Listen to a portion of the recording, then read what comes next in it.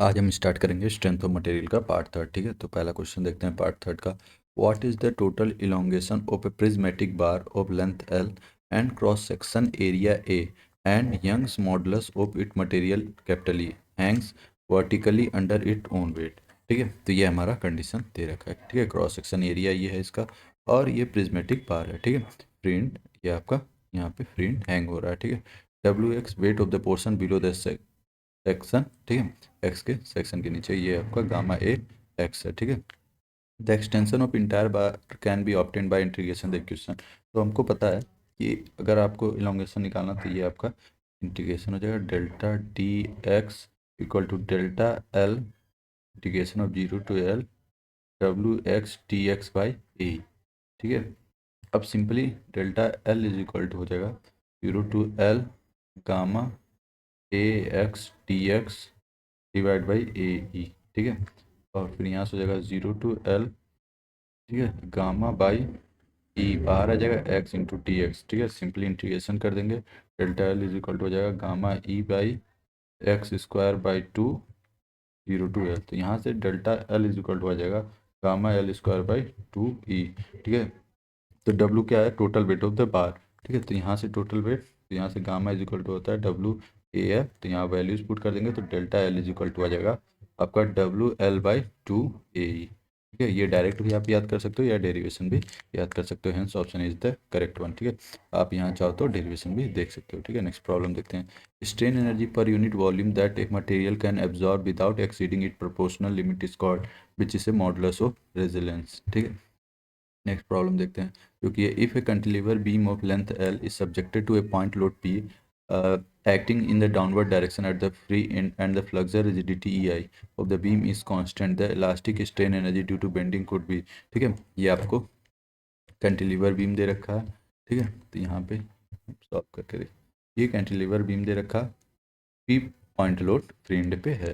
ठीक है, तो हम यहाँ से स्ट्रेन एनर्जी पूछ रहा है। ठीक है, तो strain energy is given by strain energy equal to the zero to L M X का whole square divide by two E I D X. ठीक है, तो ये मान लेते हैं हम एक्स डिस्टेंस पे। ठीक है, तो यहाँ पे तो यहाँ मूवमेंट हो जाएगा M X equal to P dot X हो जाएगा। ठीक है, यहाँ इस पोजिशन पे। ठीक है, तो जस्ट हम इंटीग्रेशन कर देते हैं पी एक्स का square divide by two E I D X. ठीक है, इज इक्वल टू हो जाएगा जो कि zero to L P square X square divide by two E I D x.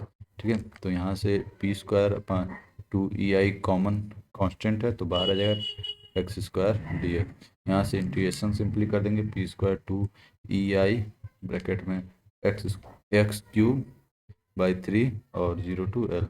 यहाँ से स्ट्रेन एनर्जी इक्वल टू आ जाएगा P square L cube divide by six E I. ठीक है, देखते हैं कौन सा ऑप्शन करेक्ट है। तो हमारा ऑप्शन करेक्ट है P square L cube by six E I, option B is the correct. और नेक्स्ट प्रॉब्लम देखते हैं। ठीक है, जो कि हमारा steel bar of 2 meter long and 20 mm wide and 50 mm thick is subjected to a tensile load of 30 kN if the poisson ratio is 0.25 and the Young's modulus is 200 GPa and increase in volume will be. ठीक है, तो हमको given में क्या है, mu की value दे रखा है जो कि है 0.25।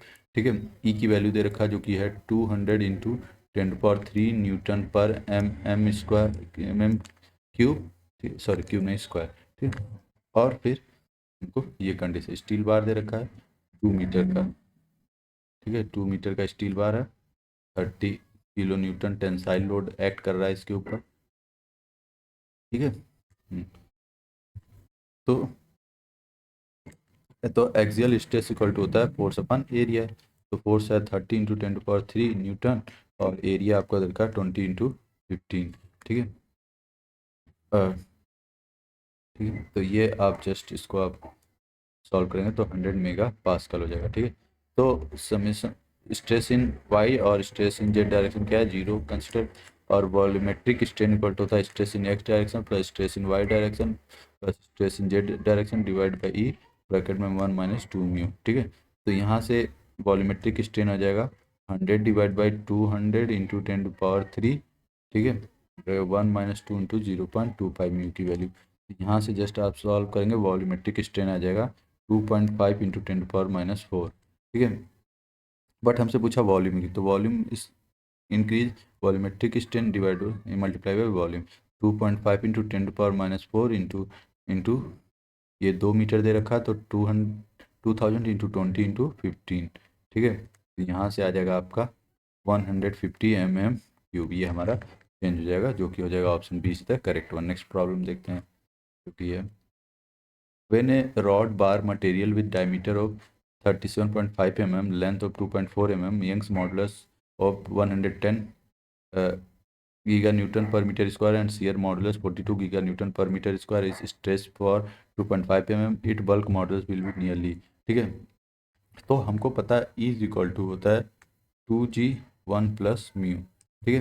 तो हमको E की वैल्यू यंग्स मॉडुलस पता है, जो कि 110 इंटू 10⁻³ है, ठीक है। और रिजिडिटी आपको दे रखा है 42 गीगा न्यूटन, तो इसको कन्वर्ट कर लें मीट, ठीक है। तो यहाँ से हो जाएगा आपका 3, ठीक है, और 1 + म्यू, ठीक है। यहाँ से म्यू की वैल्यू आ जाएगी आपकी 0.31, ठीक है। हमको बट के की वैल्यू चाहिए। दूसरा रिलेशन पता है, E equal to 3k1 - 2 mu, ठीक है। अब म्यू की वैल्यू पता है, E की वैल्यू पता है, E 110 into 10⁻³ equal to 3k और 1 - 2 इंटू 0.3। यहाँ से bulk modulus is equal to आ जाएगा आपका 96.4949 इंटू 10⁻³ मेगा पास्कल, ठीक है। बट हमारा giga newton per meter square में आंसर, तो ये कन्वर्ट करेंगे तो 96 गीगा पास्कल हो जाएगा, जो कि या giga newton per meter square. तो hence B is the correct one. Next problem देखते हैं। बोला U1 and U2 are the strain energies stored in the prismatic bar due to axial tensile force P1 and P2 respectively. The strain energy U stored in the same bar due to combined action of P1 and P2 will be, ठीक है। तो या तो ये आप derive भी कर सकते हो, नहीं तो रिजल्ट भी याद करते हो। ये U क्या होना चाहिए, ग्रेटर देन होना चाहिए U1 + U2, ठीक है। कैसे डिराइव करते देखते हैं। For unit volume for P1 force U1 equal to half stress into strain होता है, ठीक है। और फिर आगे देखते हैं हाफ स्ट्रेस इंटू स्ट्रेन, और फॉर P2 फोर्स के लिए strain energy half P2/A into ε1। अब फॉर कंबाइंड P1 + P2, तो आप स्ट्रेन एनर्जी का 1/2 इक्वल इंटू P1 + P2/A और वॉल्यूमेट्रिक स्ट्रेन 1/2। तो यहाँ से आप क्लियरली देख सकते हो जो टोटल स्ट्रेन एनर्जी इनके सम से अधिक होता है, ठीक है। नेक्स्ट प्रॉब्लम देखते हैं। ए mild steel bar is in 2 part having equal length, the area of cross section of part 1 is double that the part 2 if the bar carries an axial load P, then the ratio of elongation in part 1 to that in part 2 will be, ठीक है। तो हमको पता है elongation directly proportional होता है L के और इन्वर्सली प्रोपोर्शनल होता है एरिया के, ठीक है। तो यहाँ से L1 L2 A1/A2, ठीक है। तो जस्ट आप वैल्यूज पुट कर दीजिए, 1 × 2 × 1 इक्वल टू हो जाएगा 2, जो कि हो जाएगा option is the correct one. Next problem देखते हैं। A prismatic bar has a cross section of 25 mm into 50 mm and the length of 2000 mm under an axial load of 100 kilonewton. The measured elongation of the bar is 2 mm. The tensile stress and percent strain in the bar is, ठीक है। तो delta is equal होता है PL/AE, ठीक है। Delta की value 2 दे रखा है, पी की वैल्यू 100 इंटू 10⁻3, एल आपको 2000 दे रखा है, ठीक है। एरिया 25 इंटू 50 एरिया आ जाएगा, और ये मॉडुलस यहाँ से यंग्स मॉडुलस आ जाएगा 8 इंटू 10⁻4 न्यूटन पर mm², ठीक है। तो स्ट्रेन इक्वल टू जाएगा डेल्टा/एल, अगर 2/2000 यहाँ से जाएगा आपका परसेंटेज में निकालना है, तो ये आ जाएगा 2 कैंसिल और ये 1/10, तो 0.1%, ठीक है। तो hence A is the correct option, ठीक है। नेक्स्ट प्रॉब्लम बढ़ते हैं, जो कि है A metal bar of variable cross section as shown and length is subjected to 1000 kilonewton of force. The section R of 1 meter long section is 10,000 mm square and that of 500 mm long section is 5,000 mm square. Assuming the elastic modulus of 200 gigapascal, the total elongation of bar will be, ठीक है। तो आपको ये condition दे रखा है, ठीक है। ये है आपका 1 mm में, और ये 0.5 mm 5 मीटर, और ये भी मटेरियल है जो 1 मीटर, और Q 0.5 मीटर, C 1 मीटर, ठीक है। टेंसाइल आपको दे रखा है 1000 किलोन्यूटन, यंग्स मॉडुलस 200 गीगापास्कल, ठीक है। तो यहाँ पे क्रॉस सेक्शन एरिया ABC का दे रखा है 10,000 और P और Q का आपको दे रखा है 5000। तो टोटल इलोंगेशन इन सब के क्या होगा, सम होगा इन सब के इलोंगेशन का। और आपको पता है ए बी और सी ये दोनों मटेरियल का क्रॉस सेक्शन सेम है, तो डिफ्लेक्शन भी सेम होगा और मटेरियल भी सेम है, और पी और क्यू का सेम है यहाँ पे लिखा था, ठीक है। तो यहाँ सिंपली ये हो जाएगा, ठीक है। अब डेल्टा इज इक्वल टू आपको पता है पी एल अपन ए ई, तो पी की वैल्यू 1000 किलो न्यूटन है, और एल की वैल्यू दे रखा है, और यहाँ पे फिर ए और ई, ठीक है। यहाँ इसी तरीके से सेम यहाँ पे भी पी एल अपन ए की वैल्यू पुट कर देना, तो यहाँ से आपको टोटल डेल्टा आ जाएगा 2.5 mm, जो कि हो जाएगा option is the correct one. Next problem देखते हैं।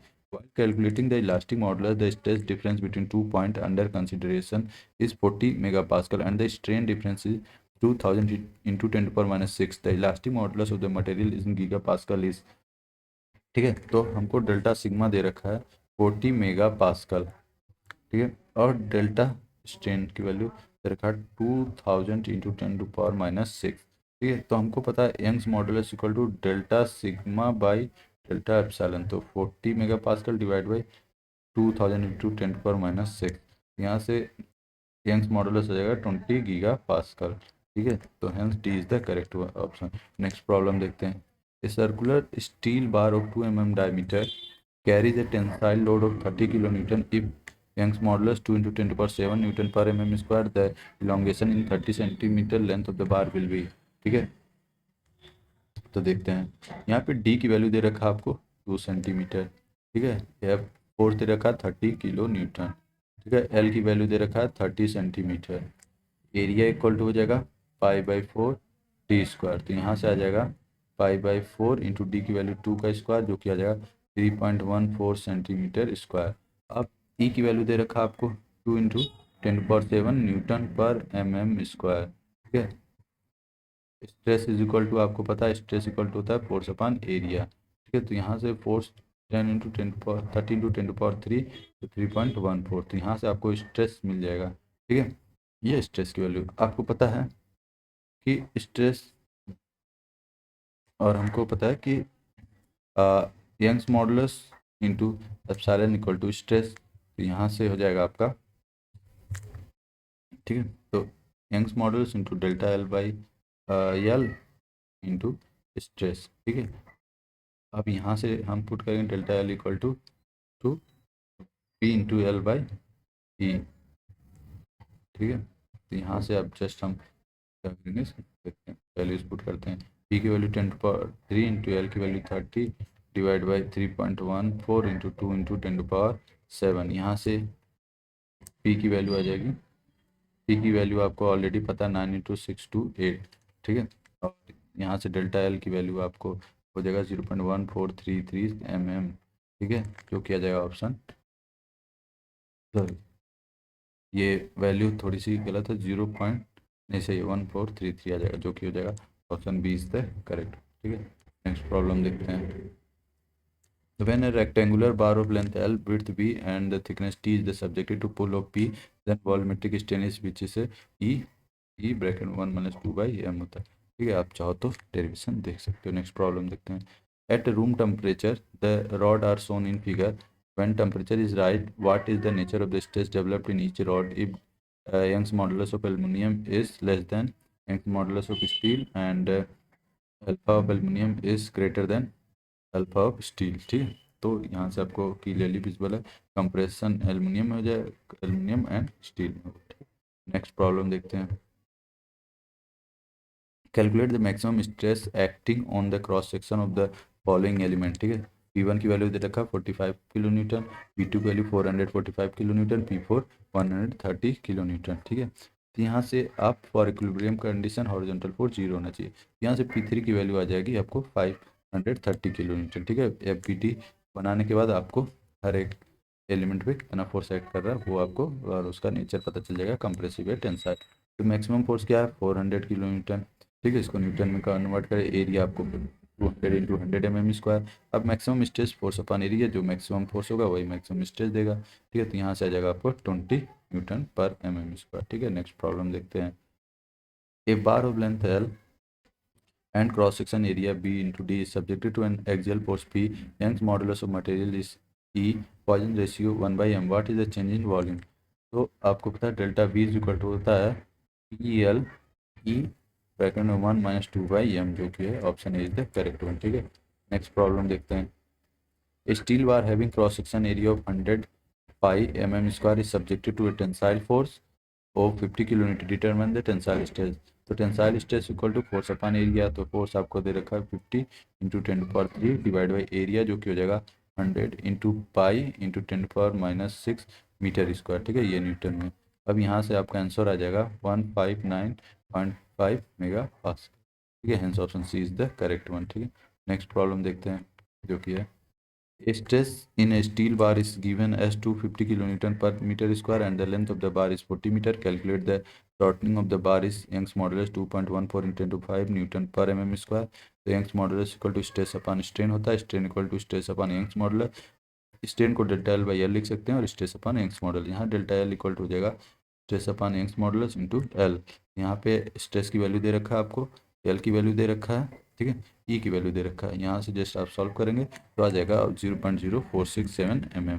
ठीक है, नेक्स्ट प्रॉब्लम देखते हैं। A tapered circular section is of diameter 10 mm gradually increase to 40 mm over an axial length of 200 mm। If it is subjected to a pull of P, let the elongation of delta 1. Another circular section made up of same material of the uniform diameter 20 mm is subjected to same pull P if the elongation delta 2.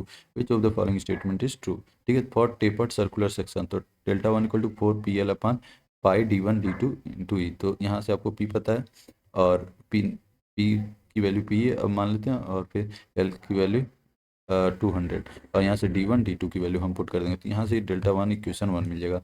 और circular section PL upon ए, तो यहाँ पे just L की value और A की value हम put कर दे रहे हैं। ठीक है, यहाँ से आ जाएगा 2P अपॉन पाई। तो हमको क्या मिला, डेल्टा 1 डेल्टा 2 दोनों के बराबर है। इसका मतलब हम उसके सेक्शन पे डिपेंड नहीं करता इलोंगेशन। नेक्स्ट प्रॉब्लम देखते हैं कि a rod of length L having uniform cross section area L is subjected to a tensile force P as shown in the figure. If the Young's modulus of the material varies linearly from E1 to E2 along the length of the rod, the normal stress developed in the section. तो stress equal to हमको पता है force upon area, तो hence option is the correct one। ठीक है, अब next problem की तरफ बढ़ते हैं हम लोग, जो कि है हमारा plastic response of material to compressive force is known as which is a malleability. Next problem देखते हैं। Prismatic bar of 1 meter long and 4 centimeter square in the cross sectional area is compressed by a force of 80 kilonewton. If E equal to 200 kilonewton per mm square, the total strain energy stored in the bar is equal to।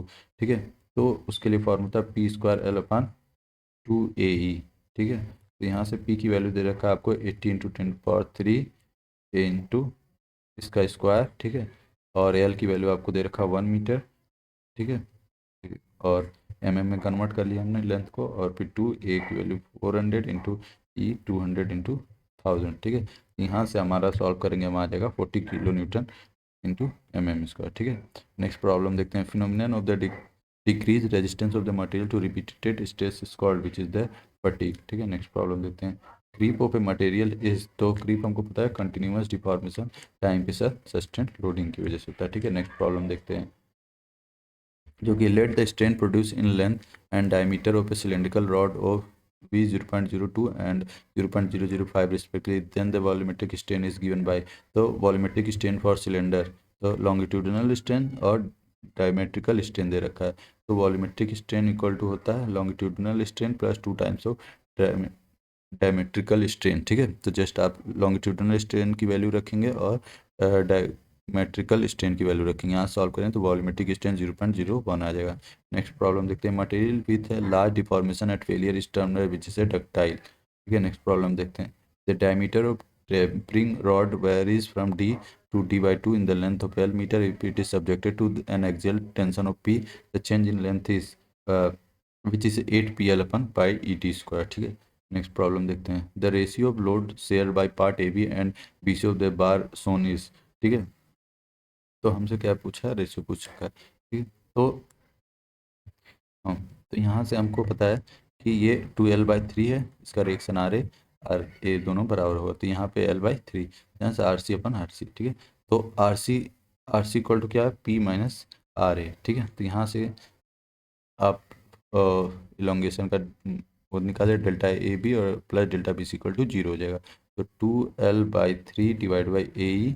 ठीक है, और फिर delta delta B C के लिए हो जाएगा R C into L by 3 divide by A E equal to 0, ठीक है, सब 0 के बराबर। यहाँ से R A upon R C solve करोगे आप तो आ जाएगा 1/2। तो hence option D is the correct one. Next problem देखते हैं। Two bar of same area and length but different material are subjected to same tensile force. If the bar have their axial elongation in the ratio 4:6, then the ratio modulus of elasticity of two material would be, ठीक है, तो delta L1 equal to है PL अपान AE1, ठीक है, तो delta L2 हो जाएगा PL अपान AE2, ठीक है, तो यहाँ पे delta L1 upon delta L2 equal to हो जाएगा PL अपान AE1 रखेंगे और PL अपान L E2, तो यहाँ से आ जाएगा E2 अपन E1, ठीक है, तो ये आपको दे रखा 4:6, ठीक है, इलोंगेशन का L1 अपन L2, ठीक है, तो यहाँ से E2 अपन E1, ठीक है, इसका दे रखा और ये, ठीक है, तो यहाँ से E2 अपन E1 आ जाएगा 6/4, ये आपका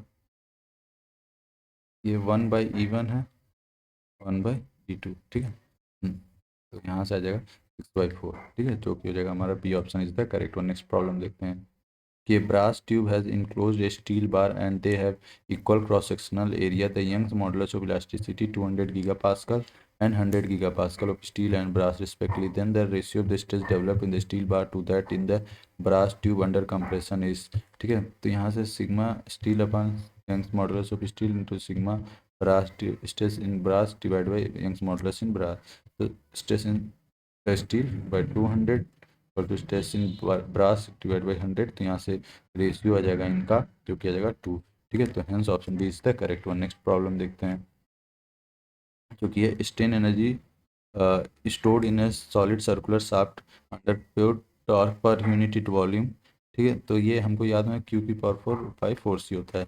यहाँ पे आप चाहो तो एक्सप्लेनेशन भी देख सकते हो, ठीक है। नेक्स्ट प्रॉब्लम देखते हैं। The principle of superposition is valid only for which is valid for linear elastic material. Next problem देखते हैं। The value of Poisson's ratio for which bulk modulus of material will have equal to the Young's modulus.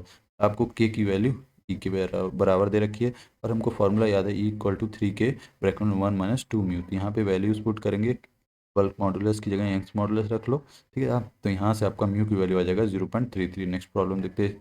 A steel bar is heated from 20 degree centigrade to 35 degree centigrade and it is free to expand. The bar will have which is no stress,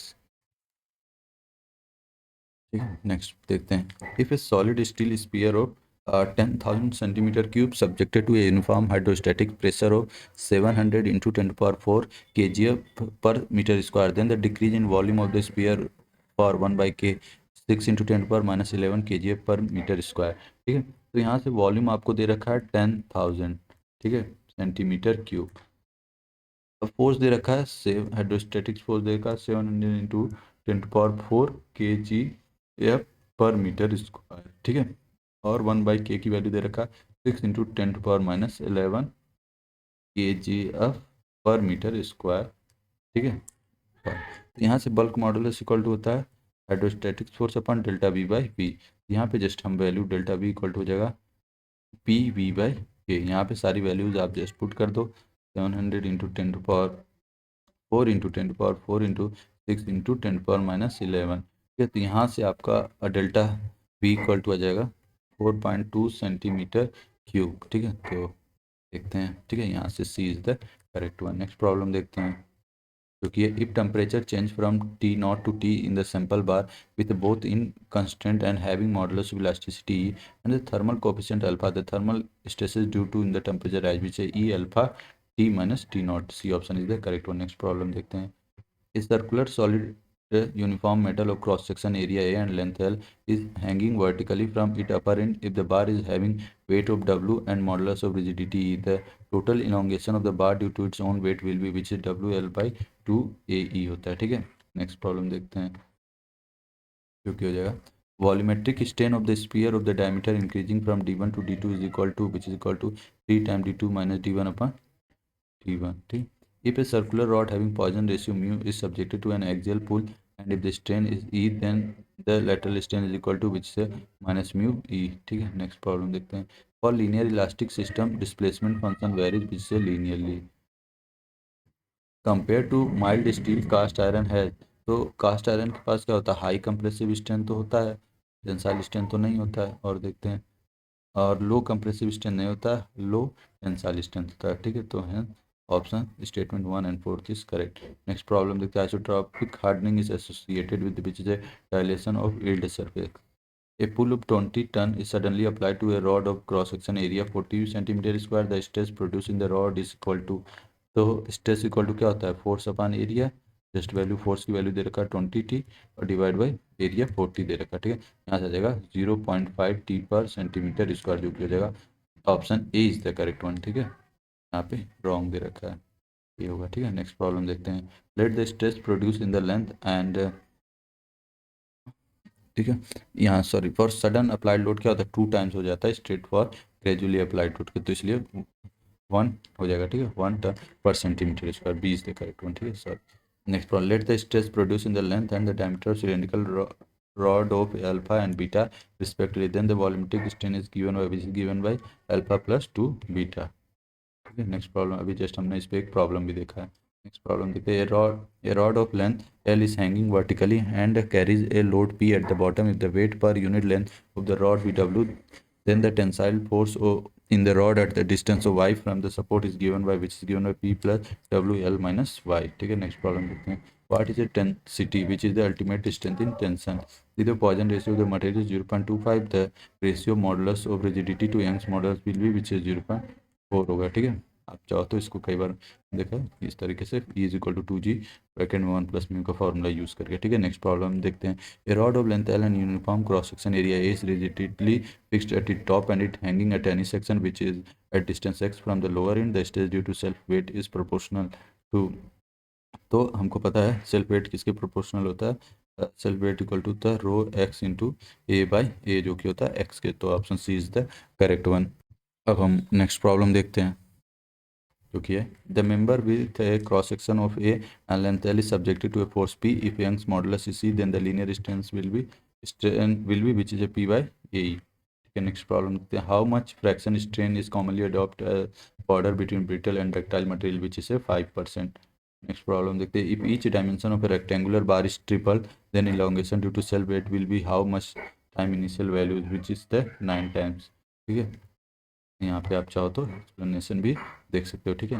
बाकी के problems हम next lecture में cover करेंगे। Thank you for watching this video, please like share and subscribe the channel.